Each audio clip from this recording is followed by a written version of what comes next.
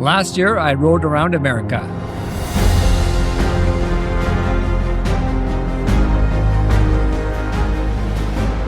The year before that, I rode around Canada.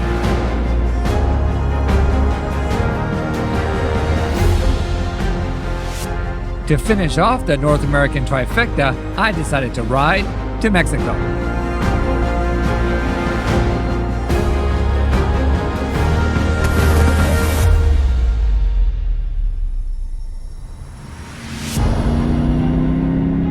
Once again, my journey starts off in the lush green forests of the Pacific Northwest. Since I'd already ridden through this area on my trip last year, I decided to skip the scenic route and make quick time down to California. Crossing into Northern California, it's time to get off the highway and hit the twisties. Highway 96 is a fun twisty road that takes you through the Klamath National Forest. This road is filled with endless corners and offers fantastic views of the rivers and surrounding forest. Look at this road! Oh my god! Fantastic! California, right on!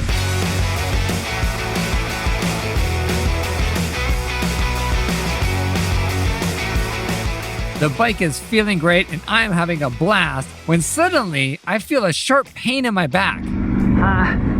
Ow! Oh, fuck! Ah, shit! Ow! Damn it! Oh, fuck! Ah! Shit! Something flew into my jacket! I gotta pull over! Ah!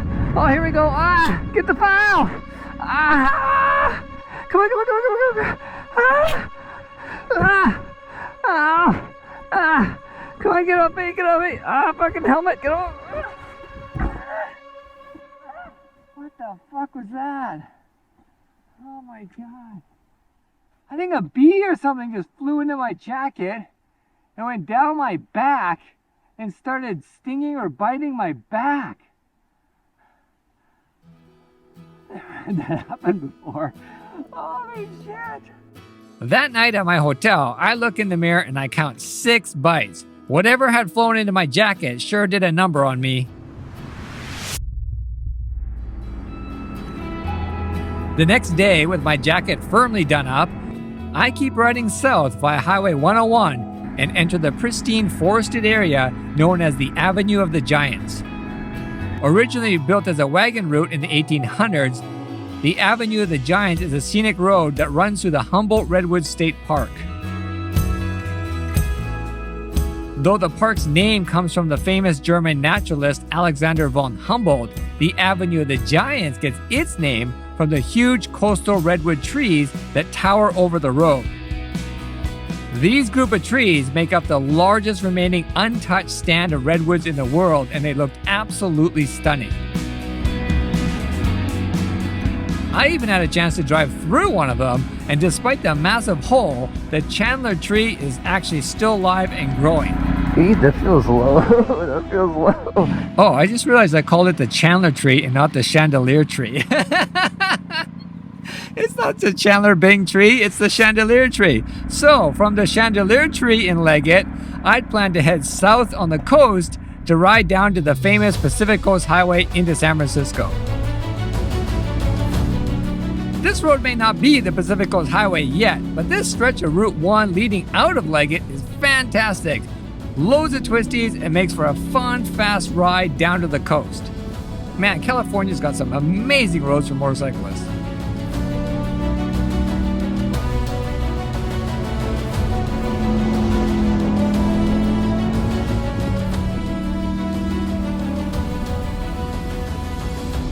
Coming down from the forest road, I finally arrive at a very foggy Pacific Ocean.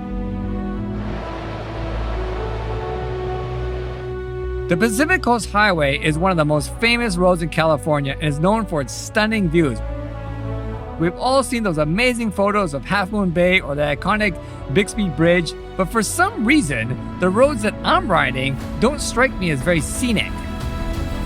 Was I in the wrong area? Was there like a better area that I'm supposed to be riding?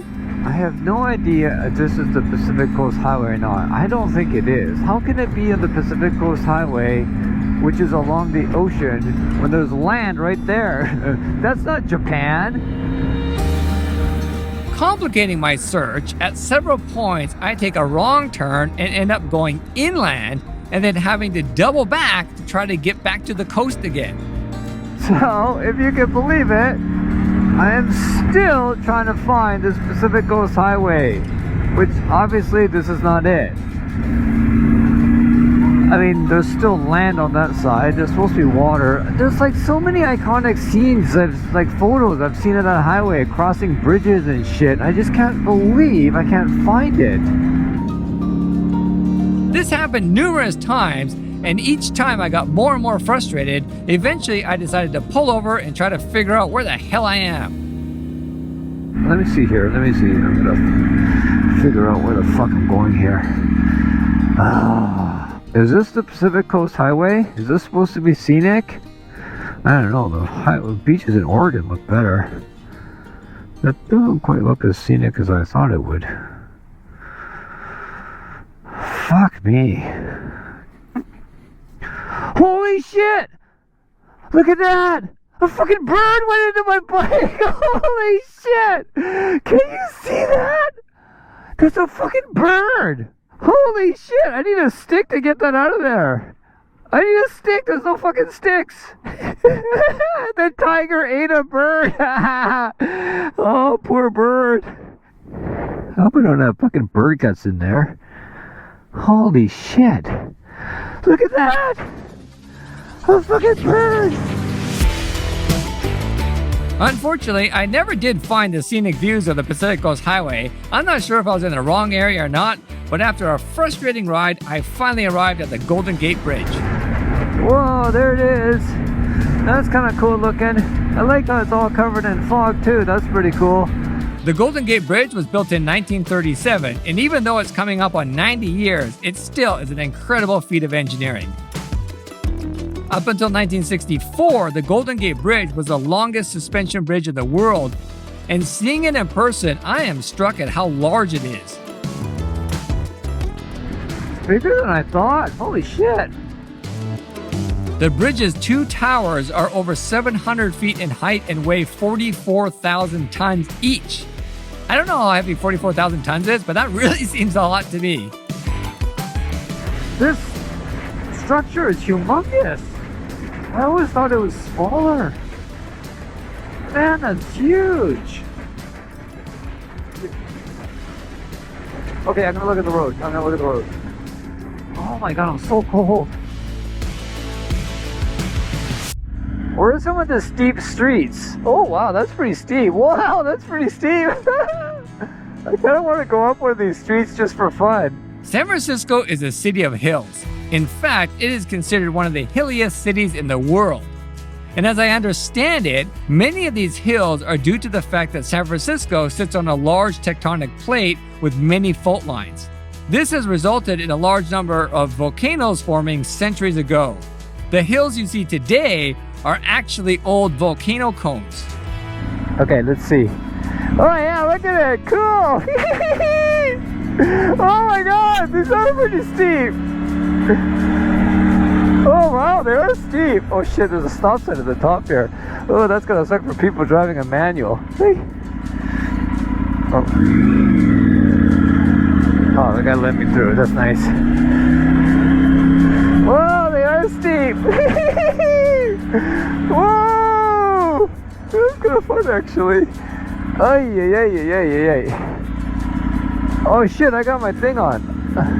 Damn it. I had my turn signal on the whole time. That's why people are like, what's he doing? God, I'm so stupid today. Oh my god, that's so steep. I only had one day to explore the city, and I wasn't too keen on hiking up and down some ancient volcano, so I booked a bike tour, a 3-wheeled bike tour to be precise. Originally from France, Drone moved to San Francisco in 1998 and fell in love with the city. Being an avid motorcyclist, he wanted to combine his love of bikes and his love of the city in a way that others would enjoy. Our tour takes us to see all the iconic landmarks such as Union Square, Chinatown, Lombard Street, and of course the Golden Gate Bridge. Jerome has a wealth of knowledge about the city and provides excellent commentary as we ride around. I'm actually a little bit surprised that Jerome's little Euro can make it up these steep streets. I had a lot of fun seeing San Francisco from this side of the bike, and I encourage anyone to check out Jerome's website for information about his tours. As I get ready to hit the road again, I find out from Jerome that the scenic parts of the Pacific Coast Highway are actually between San Francisco and San Diego, but most of the road right now is currently closed for construction.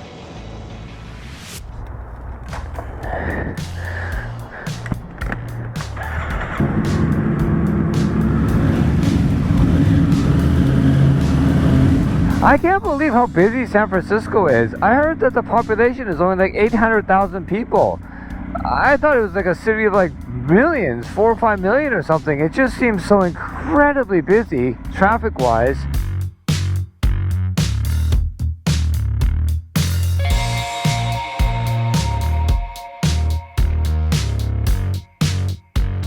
Getting a little bit hungry, I decided to stop for lunch, and since I am heading to Mexico, I might as well stop for some Mexican food, even though I'm still in California.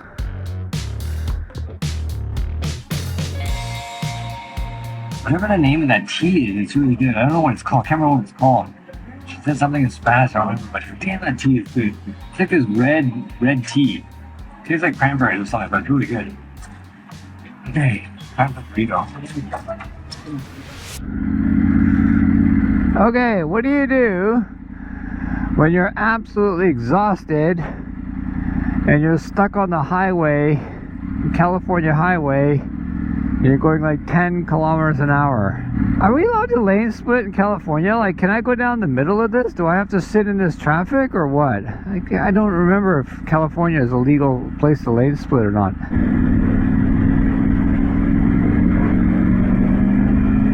That was it. All that massive delay for just that? No carnage? No good old American road rage? Nothing? I'm boiling my nutsack off for that? Fender bender? After a long day on the road, I finally arrive at the famous Hollywood Boulevard.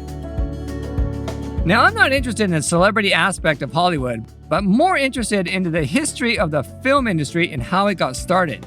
To guide me on this historic journey, I book a tour with local filmmaker Gabe Bruskoff, who shows me all the historic sites that led to the early growth of the film industry. It's fascinating to hear his stories of how many of the classic films that were part of the golden age of Hollywood were created in the very buildings that we see today. We also walk past many of the famous landmarks such as Gronum's Chinese Theater, the Cinerama Dome, and the Capitol Records Building. I really enjoyed seeing the famous "You Are a Star" mural, and E.T. going out to the lobby to use the phone is an especially nice touch. Fantastic job by the artist on that one.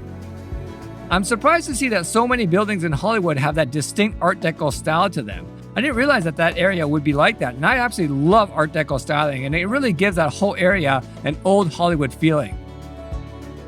It's sad to see that so many of these buildings are abandoned though, because in their heyday they must have looked amazing. But today, many of them are in a sad state of decay. After Hollywood, I hop back on the highway and start heading south down to San Diego.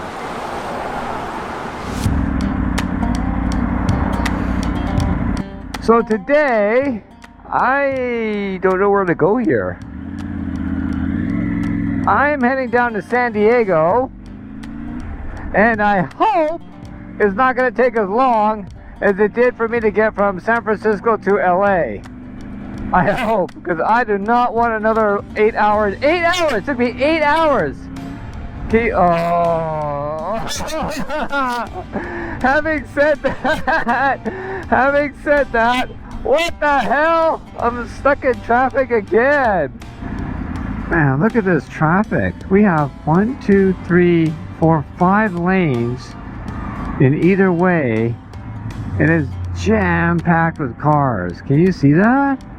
As someone who comes from a small town in Canada, I am absolutely blown away to see all 10 lanes of highway filled with cars.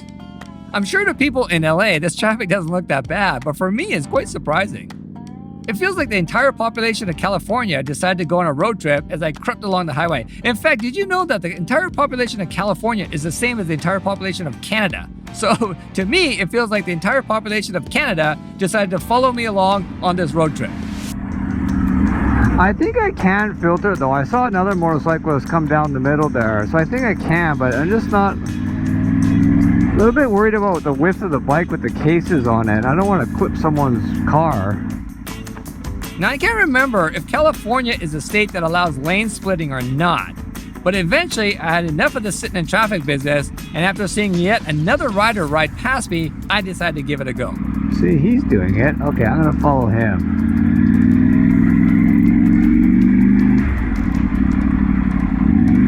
Wow, this person pulled over. Man, that's awesome. It's a little nerve-wracking to be riding so close to the cars, especially with my cases on the back of my bike, but California drivers seem to be used to it, and some of them even pull over to give me more room. Thumbs up to all of you guys. But it turns out it wasn't the cars that I had to worry about, but the other bikers. I had to keep a close eye on my mirrors as they came up behind me really quickly and were definitely in a hurry to get by. Shit, there's a ton of bikers coming behind me now. Crap, I gotta pull over. Oh, fuck.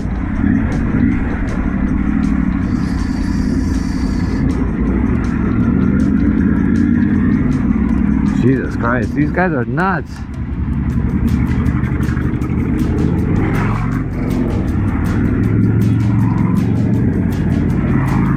Holy shit. I'm amazed at what good time I'm making by lane splitting. The traffic just seems to go on for miles, and if I'd been in a car, I would have been stuck here for hours. How do people in California deal with this? I later learned that California is the only state in the United States that allows motorcyclists to lane split. And seeing how bad the traffic jams are, I think is a great idea. Hopefully the other 49 states will cop a clue and include that law as well. Soon enough, I'm out of the traffic and onto some fun twisty roads as I head to the Tecate border crossing.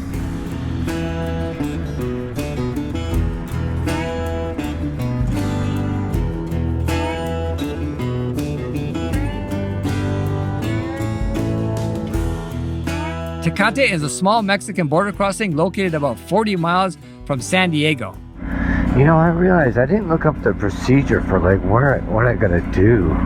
Well, I think I have to go to the somewhere out here. No, maybe not. I don't know. I have all the paperwork. I just don't know what the procedure is. Oh, these bump thingies are a little bit nasty.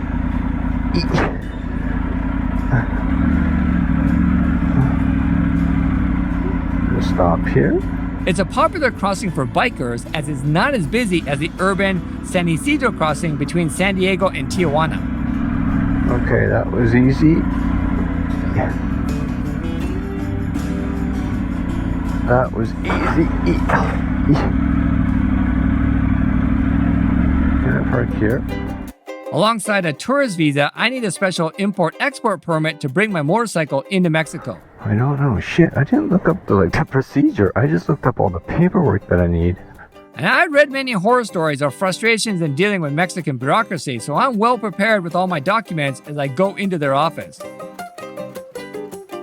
Only to be told that they had run out of electricity and I need to come back in 3 hours. Well, that was really interesting. They don't have any electricity and come back in 3 hours, and hopefully at that time they'll have some electricity. If not, I gotta come back in another 3 hours and hope that they have electricity then. With nothing to do but wait, I decided to ride into Tecate to get some breakfast. Okay, so I'm having to wait for for Tecate to get electricity or something. And I was just running around and I saw this little fruit stand here. So I thought I'd order like a fruit salad for breakfast. I really like having fruit in the morning. In Canada, fruit salad is lame. It's like a couple melons, maybe a couple pineapples, maybe a banana, strawberry, something like that. That's a fruit salad. Here in Mexico, they don't mess around when it comes to fruit salad. I should have ordered a small, actually. Check this thing out. After a breakfast consisting of the most elaborate fruit salad I've ever seen in my life, I made my way back to the immigration office. Eventually, I was able to process my paperwork, get out of immigration, get on my bike, and finally start my Mexican adventure. Only to get pulled over by the local police. Sorry? Stop, time to stop. Turns out that I'd run a stop sign. Now, prior to my trip, I read about how corrupt Mexican police officers will threaten to take you to jail unless you pay the fine on the spot. Now, I don't recall seeing a stop sign, so I was fully prepared to pay a bribe and be on my way. But imagine my surprise when he suddenly tells me to follow him to the police station, which happened to be right across the street. Right? Okay. Driver license, please. He kept asking to see the footage from my camera, but I told him that I hadn't turned it on. So just to be on the safe side, on the way to the station, I turned it off. Well, that was really interesting. It wasn't nearly as bad as I expected it to be. At the police station, all he did was check my Mexican insurance papers, tell me to watch out for the stop signs, and wish me on my way. I almost feel like I missed out on the quintessential Mexican experience by not having to pay a bribe to the police. My route today takes me from the border town of Tecate over to Mexicali and then south to the seaside city of San Felipe.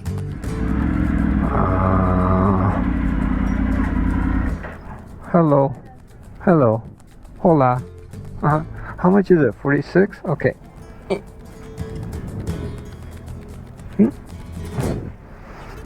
Oh, thanks. That's okay. I don't need it. That's okay. That's okay. You have it. I generally don't like carrying change with me when I'm traveling, as it's hard to convert coins back to Canadian dollars when I get home. I usually just give it away as I travel. But this turned out to be a mistake in Mexico, as I didn't realize just how many of these toll booths I would encounter. The toll booths don't accept credit cards, so having some small coins on me would have made the whole process a lot easier. Now, looking at this Google map here, I can't help notice that the road beside me looks a lot more fun and twisty. Look at that. I think that's the Libra, and this is the boring one. Maybe Libra in Spanish means more fun. Oh well. I later learned that the roads marked Libra are the free roads, and the one labeled Cuota are the paid roads. Mexico has an extensive network of paid toll roads that provide fast connections between major cities. These highways are well maintained and are regularly patrolled by the police, making them a safe choice for travelers. Libra roads, on the other hand, are free, not as well maintained, but they definitely take you more off the beaten path. Look at these rocks here. This is crazy. Look at this place. This looks like someone decided to make a mountain and just like sprinkle rocks everywhere. I've never seen anything like this. They're all round too. They're not like sharp, like as if like, you know, like a mountain was growing. Like it's just like literally it looks like someone sprinkled pebbles everywhere. Wow, feels cool to ride through here though.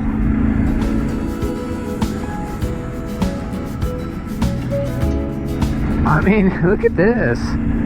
I decided to pull over and take a closer look at these strange rock formations. I've never seen anything like this. If anyone knows how this area was formed, please let me know. As I ride down Mexico Highway number 5, I'm really surprised at how empty and desolate the area is. For some reason, I'd always imagined Mexico as being more tropical. Look at the wind. Look at the angle I have to have my bike on just to go straight. Oh, that's why it was messing me up. You see this truck in front of me? I kind of looked like it was in my lane, so I was like, is that coming towards me or is it going further away? I couldn't tell. But it's actually a guy towing a truck. Oh man, did that ever throw me for a loop. Yay, finally made it. What does it say? Bienvenidos a San Felipe. Oh my god. That was a long trip. San Felipe is a picturesque town located on the east coast of the Baja California Peninsula. It is known for its beautiful beaches, relaxed atmosphere, and outdoor recreation. It is also home to a number of popular motorsports events, such as the San Felipe 250, which is a spin-off of the famous Baja 1000 off-road race. For motorcyclists, especially chopper riders, there's the biannual El Diablo Run, a 3-day event that includes races, skills contests, and a whole lot of partying. After a long, hot day on the road, I'm looking forward to seeing the idyllic beaches and the blue waters of the Sea of Cortez. Unfortunately, the waterfront turned out to be a lot busier than I expected it to be. Oh, there it is. Oh, look how windy it is though. Okay, so all that did was make me incredibly hot because there was no airflow. So I'm gonna go find my camping spot and call it a day. Did you really think I was gonna camp? No way! CG Glamping has 5 unique, environmentally friendly tiny homes for rent. My stay for the night was in their yellow submarine home, which came with this delicious cheese plate. I am definitely not a camper, but I am all for glamping, and CG Glamping was the perfect oasis for my first night in Mexico. The next day, I'm back on the road and follow the coastline as I continue heading south.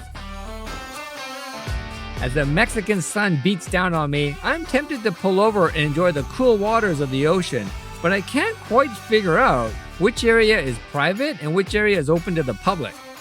I don't quite understand how the beach system works here in Mexico. Like, there's the water, but all these buildings that are here and whatnot, I don't understand, are these like public beaches? Are they accessible to anybody, or are they all private? Well, that is a picture of a dude swimming and a boat ramp and some sandy palm trees and stuff like that. So I guess that is beach access there. Let me go check it out. I want to see what that looks like. I got time today. I'm not in a huge hurry, thank God, finally. I want to see what, like, a picture of a guy swimming. What does that mean? Does that mean we... Oh, yeah, that's good. Yeah, second is good. Is this like a private compound? See, once again, like, what is this? There's like a gate here. There's like a fence. You see that? Like that stone fence. So, okay, I think that gas station is not active right now. I gotta be careful because this road could turn into sand instantly and I'm screwed. I mean, look at it. It's pretty gorgeous. Wow. There's the beach there, but like, seriously, how do you access it? I don't understand how it works here. I don't want to risk going on someone's land without their permission. Look at that though. That's pretty nice looking inlet there, bay. Look how blue the water is. Wow. It doesn't look active though. This doesn't look like restaurants here or like other beach stuff that you would expect to see. Like people selling pina coladas and Mexican dudes trying to sell sunglasses and things like that. Like all that kind of stuff you'd see at a typical tourist beach. As I continued down the highway, I kept seeing all these side roads that led down to the water. And having been on the road now for almost a week, I was eager to dip my toes into the warm waters of the Sea of Cortez. Wait a minute. Let me see something here. This could be really stupid and dangerous. Like, remember what happened in Wyoming when I said, is this a good idea? Is this a stupid idea? That could be. Whoa! Whoa! Ah, shit! Damn it! Oh, no! Oh, that's actually steeper than I thought. Oh, shit. Okay. I see these roads. Whoa! I see these roads, these dirt roads that head down to the beach. Okay, yeah, that doesn't look like sand.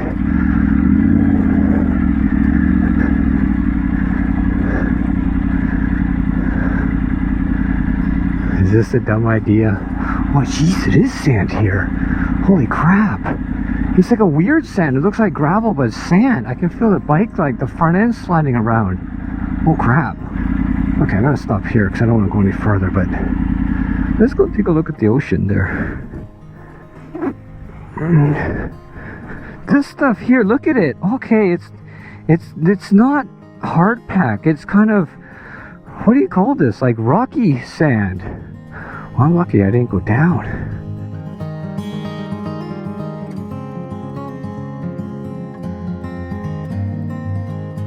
Well, I was thinking about going for a swim, but the water turned out to be a lot colder than I thought it would, so it's back on the bike and keep riding south. In Mexico, these are some great roadside signage you got. Laguna de Chapala, 44 kilometers, got it. La Paz, kilometers, got it. After a long day on the road without seeing anything that resembles civilization, I'm getting hungry. Luckily for me, I come across what looks like a restaurant, but I can't tell if it's actually open or not. Is this a restaurant or what? It says Restaurante. What's Terramar? I don't know. But I mean, if you look at the Lantera, obviously that's totally abandoned. But I mean, they got a sign there. It says Wi-Fi. They got a light. There's some kid hanging on the front here. So is this like a restaurant or what? Can I get some food? I don't really understand the system here. This place is open or closed? Turns out the restaurant was open, and my very first taco de pescado was incredibly good, but I might have to take it easy on the hot sauce.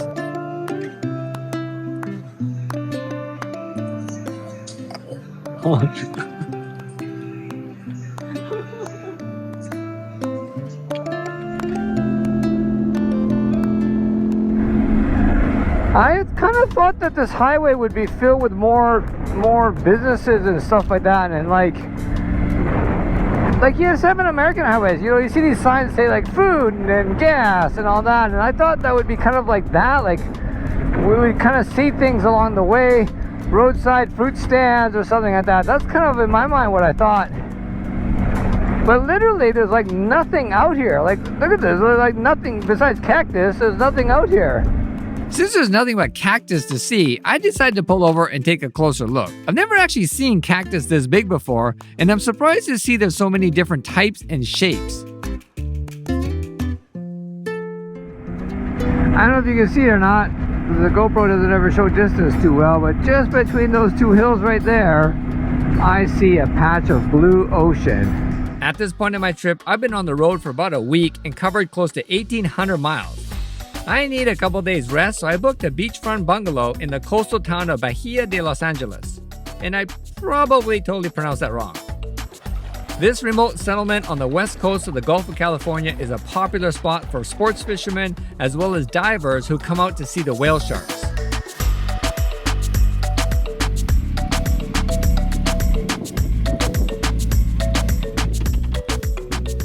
The next few days are idyllic as I spend time hanging around in my hammock, enjoying the warm ocean water, eating fresh fish tacos, and even having a go at the local hot sauce.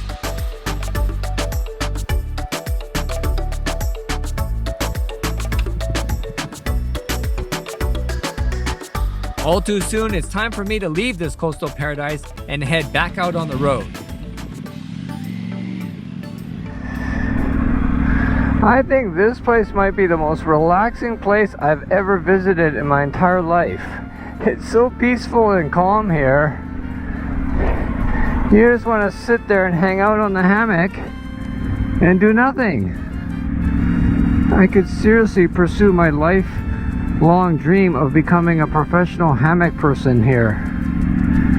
But I must move on and explore the rest of Baja. So far on this journey, I've been very impressed with the quality of the roads, and I've been grateful that I haven't had to deal with the notorious Baja Sand. But that was about to change. Well, looks like this will be the off-road portion of my trip. These are the things I was a little bit worried about, where they do construction on the road and they detour you around it. I have heard that these can be particularly sandy, and so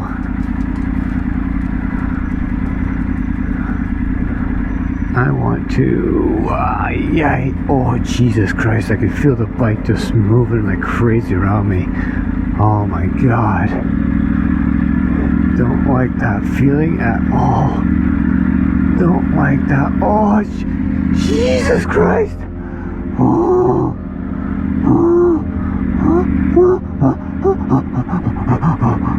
I'm gonna let this guy pull over here. Holy shit. I've never ridden in sand before, and the sand in Baja is unlike anything I've ever experienced. It's not coarse like the sand in Canada, but rather it's fine, almost like silt, and it's very slippery. With all the dust being kicked up, I was worried that if I went down, the trucks behind me wouldn't even see me and I'd get run over.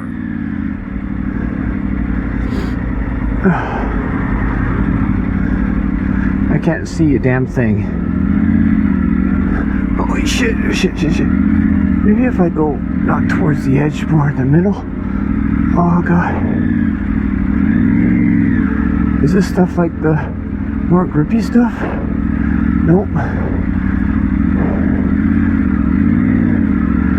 Holy shit, was that ever scary. That stuff is like, that's not sand, that's like silt. That's like powder. It's like flour.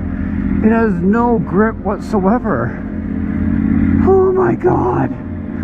How long do I have to go through this stuff for? The Baja Sand sure lives up to the hype of being slippery, but eventually I made it through and I was able to get back on the highway. Ah, tarmac! Oh my god, was that ever scary. That stuff is just nuts. Yeah, I hope I don't have to do that again, but I kind of have a feeling I might. I think there's more construction ahead of me.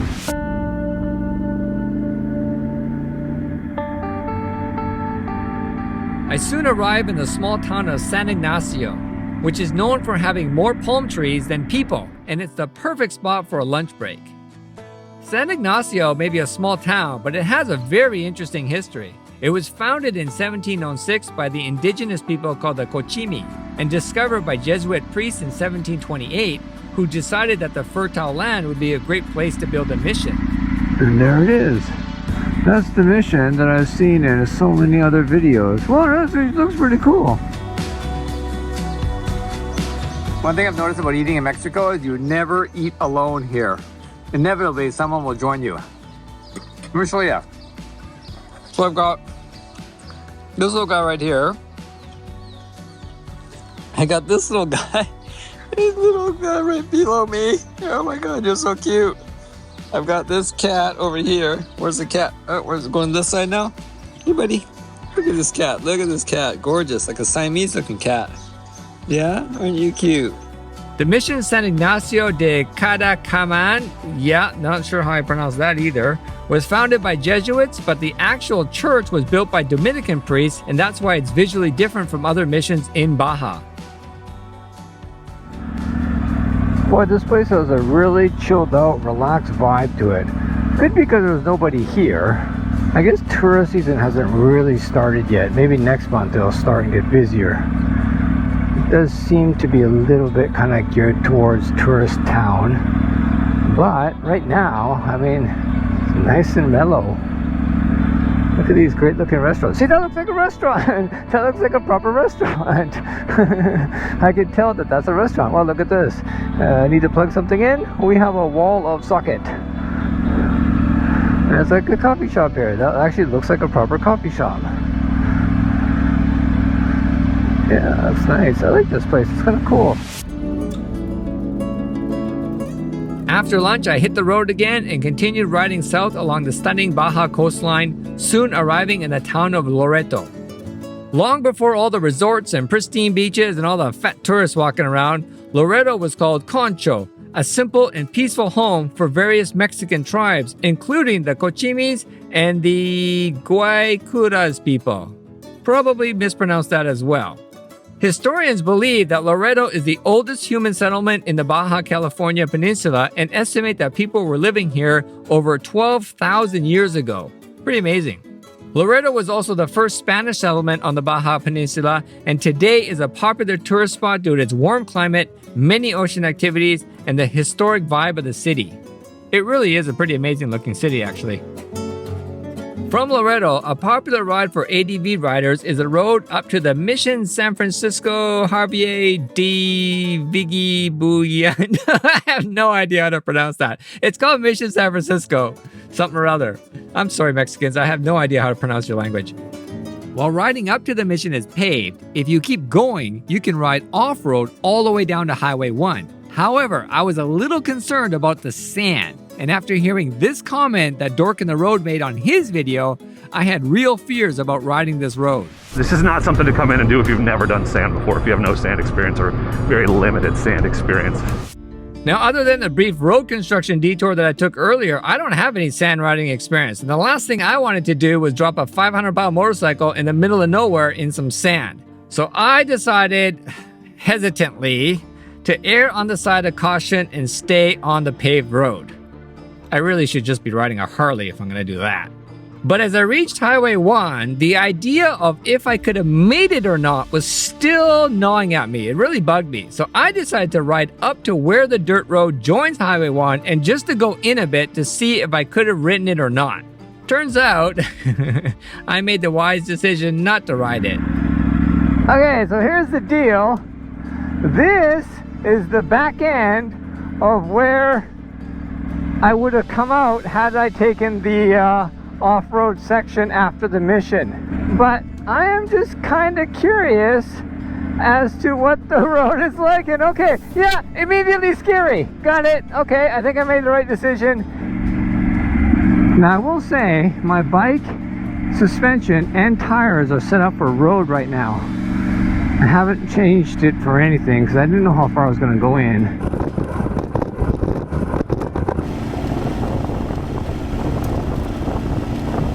Oh shit, oh shit, oh shit, oh shit, oh shit. Oh my god, oh my god, oh my god, oh my god.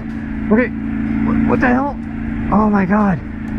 Can you see like the bike moving back and forth? I can feel it. I don't know if you can see it, but I can. Oh, Jesus Christ.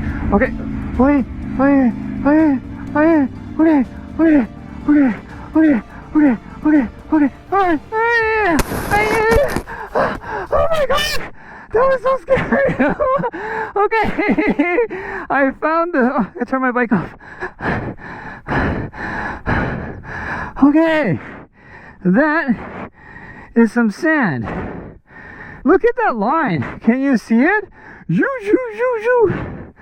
That was me right here. Okay, experiment over.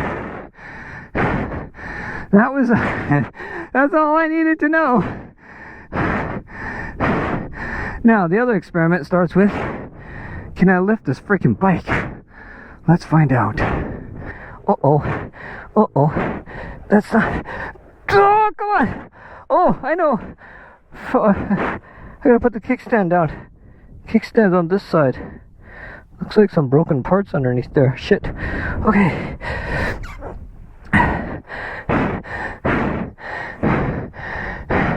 Here we go. Oh shit, this isn't moving at all. I need to dig this area out so the bike has somewhere to like go into. Okay. Okay. So that has somewhere to go into. That can go into there. Maybe I'll dig this so this has something to go into as well.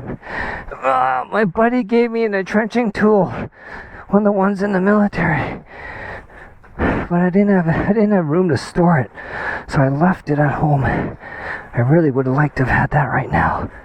Okay, so maybe that can go there. I smell fuel leaking. That's fuel, maybe. This can go. I just filled up too, so I got like 20 liters of fuel. I think I'm ruining my gloves by doing this. Holy shit, I'm hot. The problem was I couldn't get any traction with my boots on the sand. Every time I pushed against my bike, my feet would just slide out. I told you, the Mexican sand is really slippery. I tried a number of different ways to lift this bike, but none of it worked. The bike was surely and completely stuck. And it was at this point that I was really missing the light weight of the donkey. Okay, that went further, but...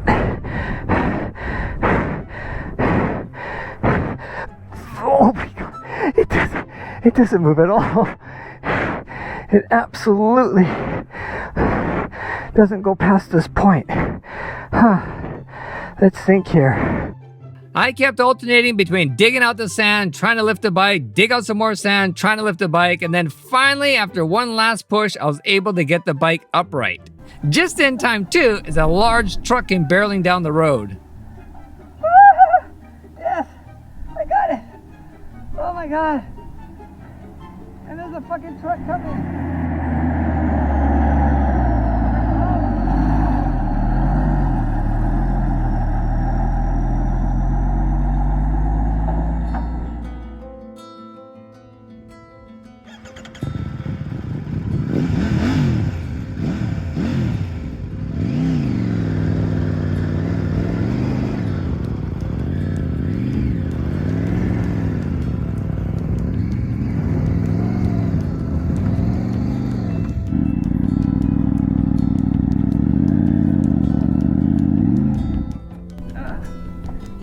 As I was getting all my gear back on, a small truck came down the road and she got stuck in the exact same spot I did. I tried to help push her out, but the Baja Sand was just too much for her little truck.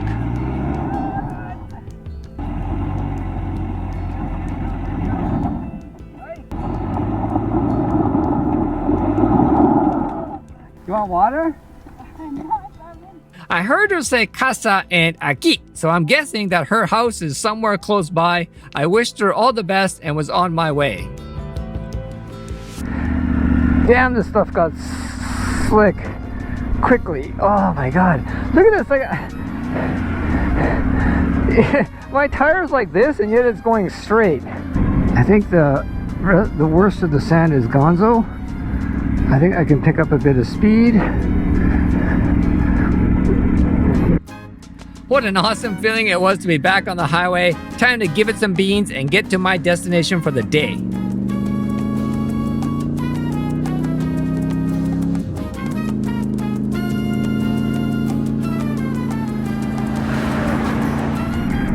I think this is my hotel here, these little colorful huts here. After a long day, I finally arrived at my hotel in San Carlos, only to be told that the beachfront cabin that I had reserved was not available. I was so tired I didn't even care. I just stayed wherever they put me and was just glad to be inside and happy to have some local company. He's one of like, I think he's one of the homeless dogs around here or something. I was giving him some snacks earlier, and so he was hanging out outside my door, and so I just let him in. Hi, buddy. This is the hardest thing to say goodbye to here. The only good thing about this place. This little guy has been following me around, probably because I feed him. And I let him sleep in my room last night. Gotta go, buddy. Gotta go. Hopefully people take care of you. As I arrived into La Paz, my first order of business was head to the ferry terminal to try to book a cabin on the Baja ferry for my trip over to the mainland. La Paz is the capital city of Baja California Sur. It is a modern city that still exhibits the old world charm of the Baja region. I spent a couple of days hanging around La Paz before beginning the final stretch of my trip to Cabo San Lucas. While relaxing in La Paz, I met a fellow biker who offered to show me a scenic route from La Paz to Cabo San Lucas. Luis Gomez is from San Jose De Cabo and regularly leads motorcycle tours around the area. I explained to him that I have all of about 20 minutes of sand riding experience, but he told me not to worry as the views alone would be worth it. With that in mind, I gingerly set out onto the sand.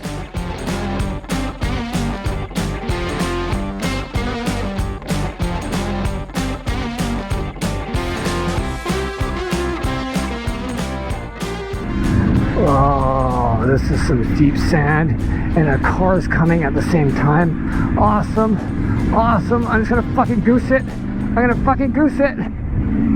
Holy shit! Oh! Oh!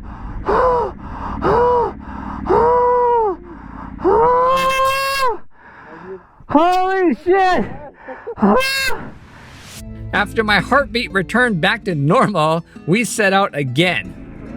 That's as close as I've ever come to have a tank slapper. Sand and washboard combination. Lovely. Look at this road though. This road's fantastic. I mean, if you were like really good at this stuff, this road would be a blast to ride up and down, I bet. I just gotta get through last little bit. He says there's some tricky parts coming up, like right here. Okay, give me the beans, give me the beans, give me the beans. Yeah. Come on, little tiger. Oh, oh, is that the end of it? Is that the end of it? Oh, is that the end of it? Oh my god. Oh, tarmac. How much do I love thee? Oh, tarmac. Oh, grip. I have grip. Oh man, does tarmac ever feel so good after you've been on the sandy stuff? It's amazing to have grip. I've got grip. Is that the end of the tarmac? That better not be the end of the tarmac. Did those little Mexicans pull a fast one and only just pave this section here?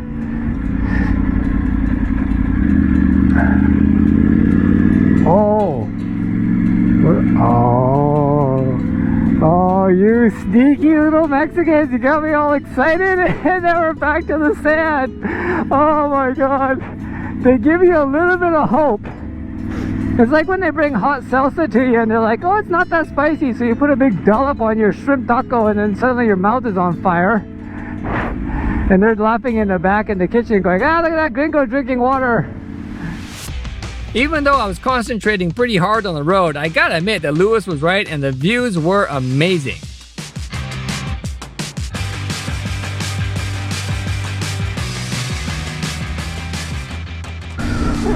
Okay, wait, slow down. That's some deep sand here. Aha! See, I'm starting to recognize the deeper stuff now. That's good. I'm gonna go this line over here. Right to there. Oh, shit. Get the note. Oh, fuck, look at this stuff here. That's some fucking deep sand right there. That's some deep sand. That's like rubberboard time. We continued on and I was actually getting a little bit better at reading the sand. I could tell where the deep patches were, where the hardtack stuff was. I might have even been enjoying myself. What's that? Oh, what is this that I see below me? Is it glorious tarmac? Oh, I love tarmac. Whoever is the Mexican crew that put the tarmac down here, muchas gracias to you, senors. Oh my God. Now I can actually pick up some pace and actually hit 4th gear. What a miracle. But are the Mexicans being sneaky? Is this going to be like 1K of tarmac and then back to the sand? The sand never came back. It was pavement the whole way and I finally rolled into Cabo San Lucas. Well, this is Cabo San Lucas. A bit anticlimactic because I was hoping to find like those painted city signs, you know. I've been taking pictures of all those that I've seen. But it's, as you can see, it's pretty dark out and I'm not too keen on riding in a strange city at night. So I'm just gonna go find my Airbnb and get off the road.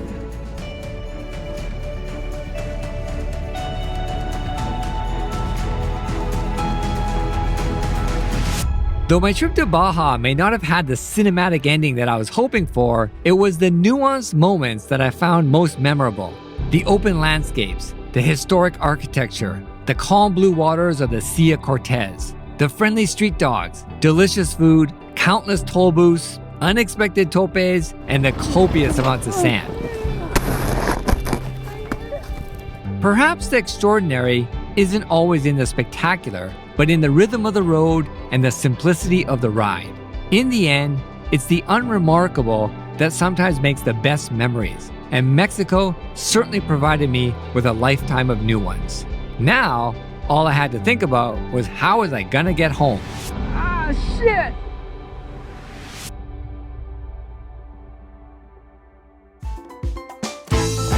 Cabo San Lucas is a busy resort town that is popular with tourists and cruise ships and is exactly the type of place that I like to avoid. So I decided to ride up to San Jose De Cabo as recommended by Lewis, my motorcycle tour guide from yesterday. Well, this is Cabo San Lucas. And this is the end of my trip. My goal was to come to the end of Baja, so I'm at the end of Baja. I've been running around here trying to find some kind of like quintessential Mexican looking thing that I could film a conclusion in front of. And I can't find it. I was hoping to go to the marina there, but I can't actually access the marina directly. So I've like been driving around here for like last half an hour in the heat, trying to find like, maybe I could film in a Starbucks. Hard Rock Cafe, what the hell? There you go, I'll film it at Cabo Land. That's a quintessential Mexican place. San Jose del Cabo is known for its sandy beaches and colonial buildings and has a far more authentic atmosphere compared to its livelier neighbor. See, this is what I think of when I think of Mexico. Look at this place. This street is fantastic. And look at this humongous Mexican flag. Look at that. Can you see that? That is one big ass Mexican flag. Can I park on the end here? Let's park anyways and see what happens.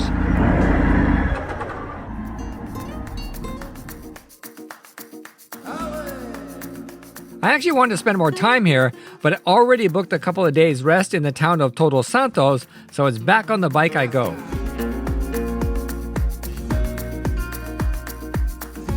Arriving in Toto Santos, I am once again presented with ultra confusing directions from my Airbnb host. I don't know what it is about Airbnb and Mexico hosts, but this seems to be a recurring theme throughout this entire trip and makes me really regret using Airbnb instead of just booking a hotel. Okay, so that's like, that can't be it, because that's like literally in the middle of the street. See, whatever that is between Lago and, so it's between two streets. It's between two streets. Like, how is that useful? This is the kind of shit that I've had to deal with this whole time, is the directions and instructions that they give you are just garbage. Haven't Mexicans ever heard of like, hey, I'm at 575 Howe Street or Main Street or something like that? Maybe they don't have addresses here. I want to pet this dog. Is this dog friendly? This dog is friendly. Hey, buddy. Hey, buddy, you're so cute. You're so cute. I think you just pet Mexican dogs all day. That's what I want to do. That's what I want to do. ¿Dónde está Diego Lato? No? Okay, sorry, buddy. Eventually, I managed to find my Airbnb where I dump my gear and head out for some ice cream. Toto Santos is a small town in the foothills of the Sierra de la Laguna Mountains. Popular with artists, it's known for its many galleries, sculptures, and murals.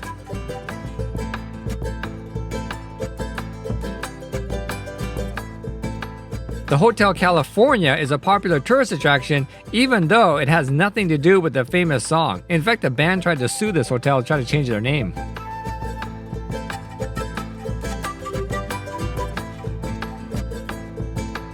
I spent a few days in Toto Santos enjoying the delicious food, checking out the local artisans, catching up on some work, and marveling at how well the laundry lady folded my clothes.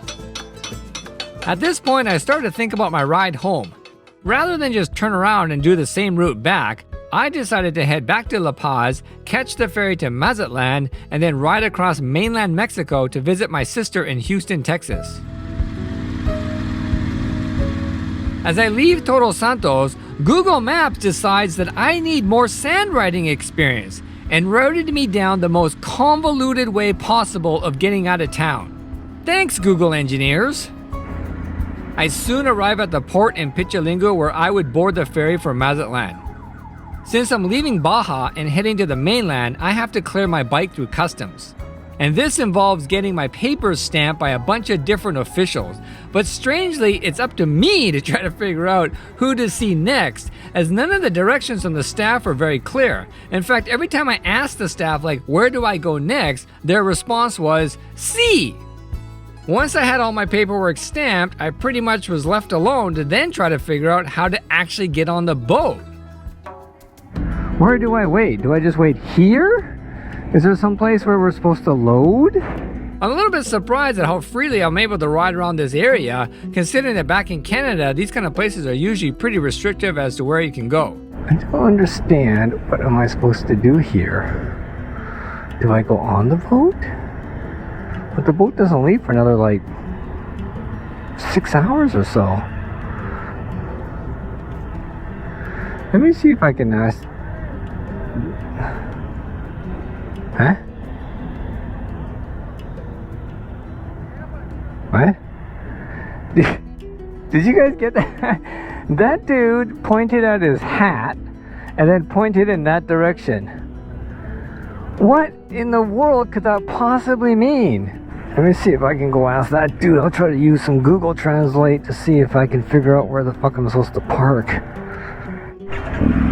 Okay, I think the dude said to go over here and park next to the red platform. I take it, I don't see a red platform, but I take it he means these barricades?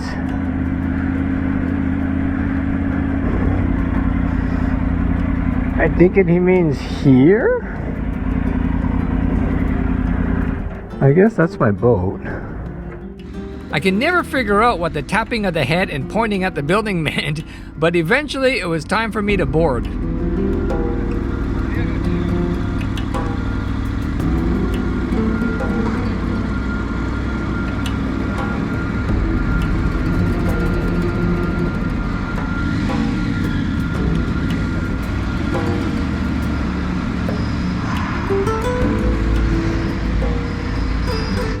The ferry staff did an excellent job of tying down my bike, and I'm finally able to get on board and into my room. All we have to do now is wait for the ship to leave port. So I've been on the boat roughly about 2.5 hours now. Had a shower, had my dinner, and we still haven't left port yet. And I found out that this sailing is 12 hours long. After a lengthy delay, the tugboats finally come out and we depart. The ferry ride turned out to be fairly uneventful. For the next 12 hours, I wandered around the ship, ate at the cafeteria, and tried to enjoy the onboard entertainment without much success.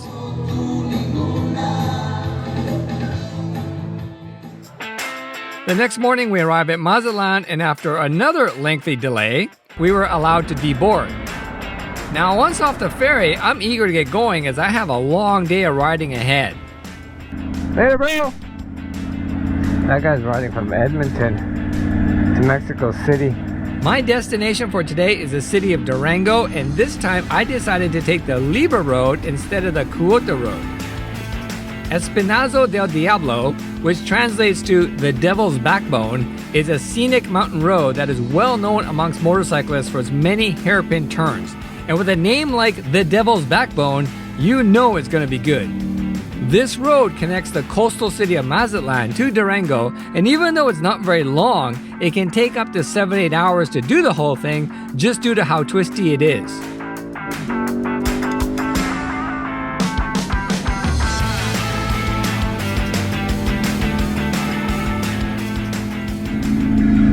That's interesting. I wonder where I should go. That's the paid one. That's the free one. I am going to take the Cuota. I don't know how you pronounce that. Instead of the Libra. That's the Devil's Backbone Road. Continues on, which is super fun. However, I'm a little bit pressed for time because we got off the ferry so late. That will take more than double the amount of time that this takes. And I don't want to get into Durango too late tonight. So I am going to switch to the toll road.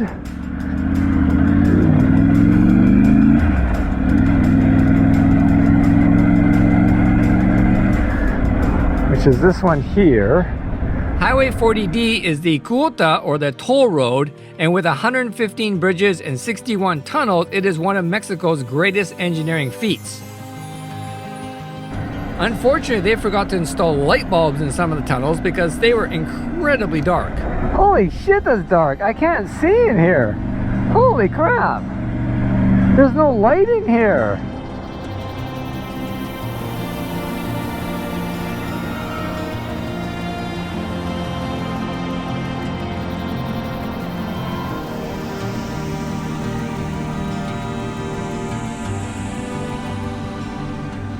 The highlight of Highway 40D is the Puente Barurante something or other bridge, which sits over 1,300 feet above the canyon floor. And it is the highest cable-stayed bridge in the world. It's absolutely stunning looking, unless you're riding over it, which you can actually see how high you are. I was a little bit surprised that there was no lookout or anything to kind of see the whole bridge.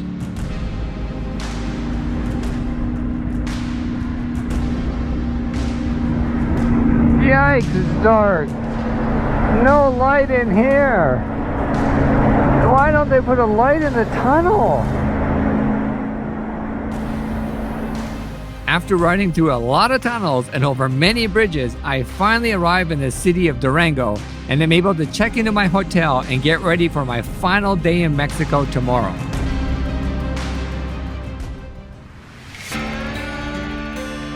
Next day, I am up early to try to get a head start on the Mexican heat. I have a long day ahead of me as I plan to ride from Durango all the way to the Mexico-US border crossing at Reynosa. I'd read a lot of reports about how bad the Mexican roads are, but on this trip I find them to be excellent, definitely on par with US highways, but with the added benefit of no traffic. Although I am surprised at how many toll booths I'm encountering. It seems like every few miles I'm having to pay yet another toll, and all of them have different prices. Gracias. Which is odd because, I mean, basically you're just paying to ride the road. The road doesn't change. I don't know why the price changes. See how they pull over onto the side to give you room to pass? You just have to do that. I mean, these guys are just fantastic. Awesome stuff. You know, I have found the drivers in Mexico overall very, very good.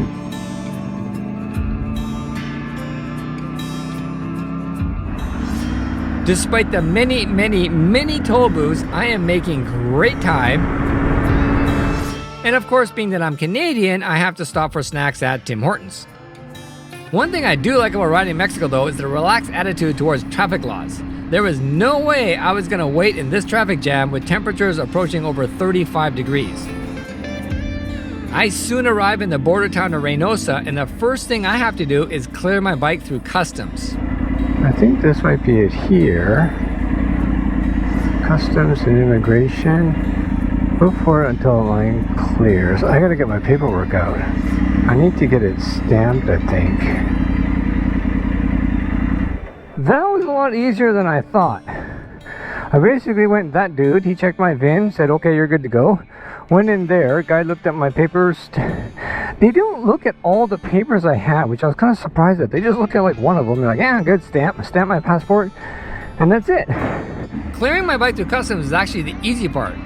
The hard part now is waiting in this line to get to the border checkpoint. Now do I gotta sit in this lineup for like the next hour or so in the baking hot sun? 1 hour turns into 2, which turns into 3, as the line moves at a glacial pace towards the border. With temperatures approaching 41 degrees, I start to worry that I might just pass out from heat stroke before I even get to the border.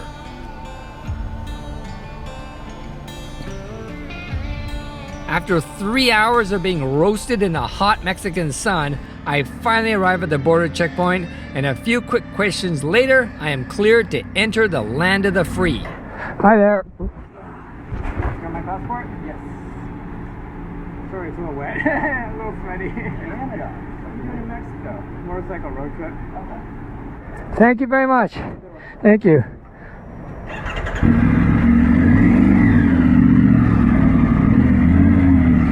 Okay, that was quick. That guy was awesome. Actually, he was pretty friendly, professional, efficient. Is this it? Is this the land of the free? Did I make it into America?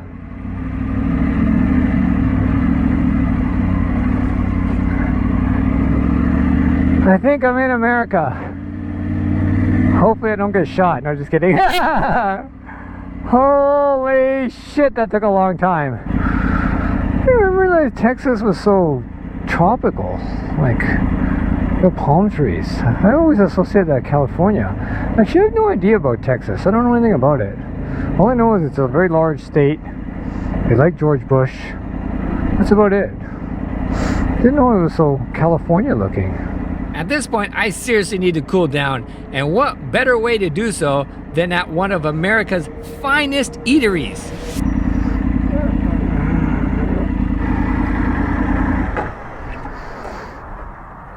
Oh, okay. Get me out. Look at that. Ew, that's butt sweat. Can you see that? Gross. That's how sweaty I am. I'm sweating through my butt onto my seat. Let's go get some Denny's. I don't even like it in the food, actually. I just want something really, really cold to drink and really, really big. And the good thing about American food is they always have large ass portions. So, God bless America. Unlimited drink refills and a good old American hamburger was exactly what I needed to get me back on the road. So, you know, sometimes in life you just need a good old-fashioned American hamburger and Denny's endless drink refills. I think I had 3 lemonades, 1 milkshake, gave myself a massive freezy headache, and I'm about to enter a food coma right about now, but good Lord was I ever dehydrated from sitting out in the sun for as long as I was. But now I got some food and drink in me, cooling down a little bit. Let's head further into Texas.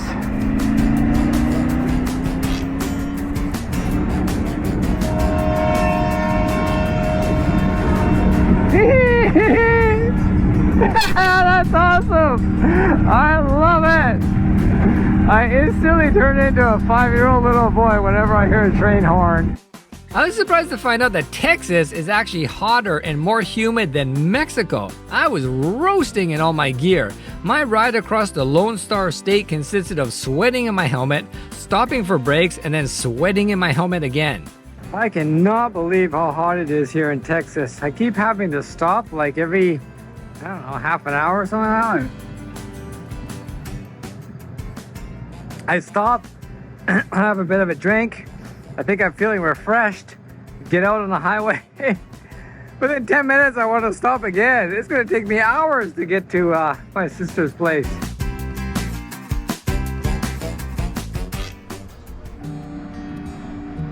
After a very long and very hot ride, I finally made it to my sister's house.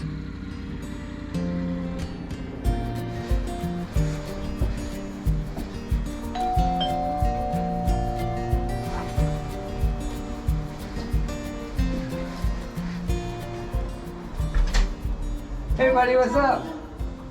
How you doing? How'd your car ride go? My motorcycle. Whoa, yeah. Hey, how you doing?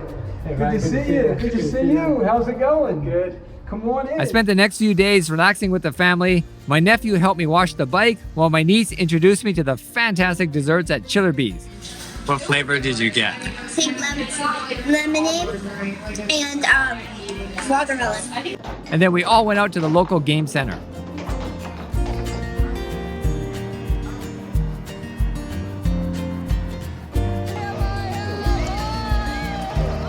All too soon, it was time for me to hit the road again. My original plan was to ship the bike home from Texas and I would fly back, but I couldn't find a reputable shipping company. It didn't sound like they were going to rip me off, so I decided just to ride home. Bye, monkey. So far on this trip, the Tiger has been outstanding and hasn't given me any trouble at all. Unfortunately, that all changed not 10 minutes into my ride home when the bike suddenly died and wouldn't start. This meant a call to Triumph of Houston, who came out to pick up the bike and take it to the garage to try to figure out what the problem was. Turns out it was a software issue and a fault with the Triumph quick shifter. Don't we all just love software in our motorcycles? Luckily for me, the folks at Triumph of Houston are fantastic. They disabled the quick shifter and the bike started right up. Let's hope I have no more electronic issues on my way home.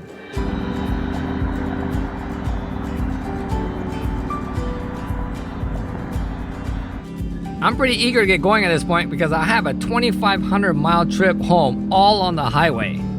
The next few days are spent riding across America, enjoying the scenery, eating lunch at the few remaining roadside diners, and of course, stopping to pet the horses. After riding the highway for what seemed like eternity, the motorcycle gods blessed me with a fantastic bit of twisty mountain roads as I entered New Mexico. Highway 518 runs from Las Vegas to Taos. Not Las Vegas, Nevada, but rather Las Vegas, New Mexico.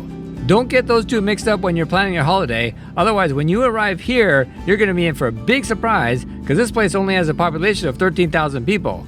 But what it does have is a fantastic motorcycle road.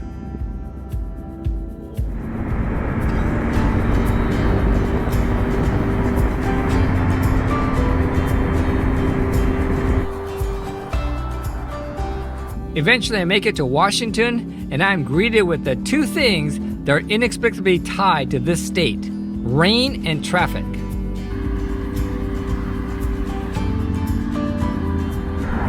Oh man, Washington, what are you doing to me?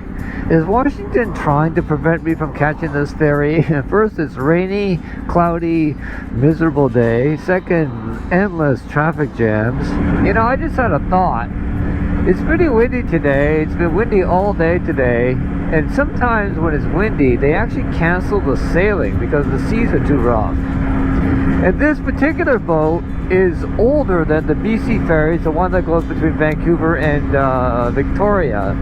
That one, they can handle rougher seas a bit better because it's a bit bigger. This one here, I think it's smaller, and when you get on it, even if the seas are calm, it's going back and forth pretty good. So if it's windy, they sometimes cancel it. How much would that suck if I ride all the way here only for them to cancel the ferry? Let's hope that doesn't happen. Oh, I see a sign that says ferry. Well, I see a sign that has a boat on it. And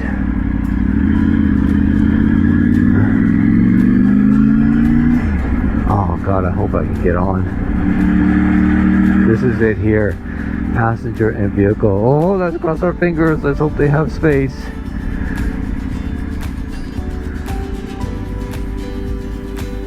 Luckily, I'm able to get a ticket for the ferry, and just like I did on my trip last year, I enjoy a large plate of fish and chips while I wait for the ferry to arrive.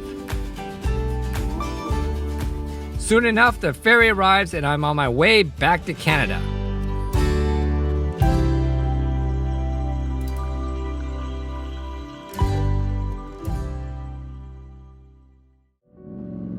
Over the past 3 trips, I have journeyed over the majestic Canadian mountains, ridden alongside icy blue waters, and enjoyed the twisty roads of southern BC. As I crossed the border into America, I marveled at the diverse geography, from the lush green forests of the Pacific Northwest to the Martian-like landscape of Utah, the open grasslands of Wyoming, and the big skies of Montana. Riding into Mexico, I was struck by the arid deserts and remoteness of Baja, the tranquil blue waters of the Sea of Cortez, and the incredibly delicious food and friendly people. Pulling into my garage, I reflect on the incredible journeys I've been on so far. Each country has etched its own story into the canvas of my mind. I wonder what roads I will explore next.